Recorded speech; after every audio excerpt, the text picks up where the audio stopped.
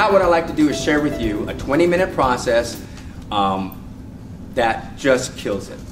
Absolutely kills it. How you can take any talk track and in 20 minutes familiarize, personalize, and anchor it. Go to page 3, please. Now there's the detail on that page. I'm just going to give you the Reader's Digest version of it. You take a technique, okay? For the first 5 minutes or less, what I want you to do is read it over and over again in your head. Now you're not memorizing it because you're going to change it, right? You're just familiarizing yourself with that particular talk track. Really what you're trying to do is ascertain what are the underlying psychological and selling principles involved in this technique. When it works, what makes it work. It's important that you understand those so that when you change it, you don't compromise those underlying psych or selling principles. Now I know many of my, probably most of my colleagues suggest that you learn new closes or techniques word for word exactly how I've written them down there. And I totally get that. I totally get that. They're afraid that we might compromise those psych or selling principles.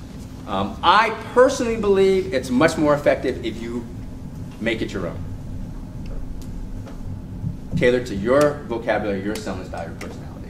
You take the talk track. For the first 5 minutes, you say it over and over again in your head. You're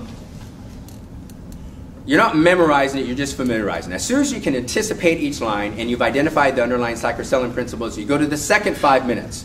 Now you're going to say it over and over again out loud. You're doing this for 2 reasons. Giving yourself a chance to hear yourself say those words.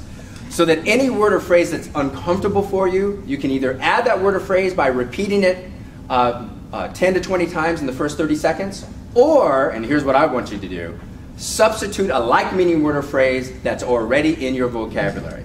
Now, you guys, my clients have taught me that either approach is just as effective. I personally think there's an advantage to personalizing it. You take ownership, it sounds more authentic. You don't freak your customer out. You know, you talk like you talk like you talk like you, and all of a sudden here comes Grant. And then you talk like you, and here comes Joe. And you talk like you, here comes Michael. And they think you're Sybil or something, right? If you take all the techniques and make it you, it's just more natural. But either way works. Then you take that personalized technique and for the remainder of the second 5 minutes, say it over and over again out loud to create muscle memory. Then the third stage is the last 10 minutes, and that's anchoring it simply by role-playing it. Now, role-playing does not have to be done at a seminar, doesn't have to be done in a sales meeting. It really, honestly, really doesn't even have to be done with another person, although I think that's the best way to do it. All we have to do to effectively role-play is vividly imagine delivering that talk track to a customer and deliver it. Our mind cannot differentiate between a vividly imagined experience and a real live experience. So you want to role-play it over and over again for about 10 minutes. In that 20 minutes or less, we have familiarized, personalized, and anchored a technique. You will know it well enough to actually use it with a customer. It uses all 3 dominant processing or learning styles. So however you prefer to learn, that methodology is used and it's supported by the other 2. And we'll talk a little bit more about that in the report building. Now, let me ask you something. How many of you have got an extra 20 minutes per shift?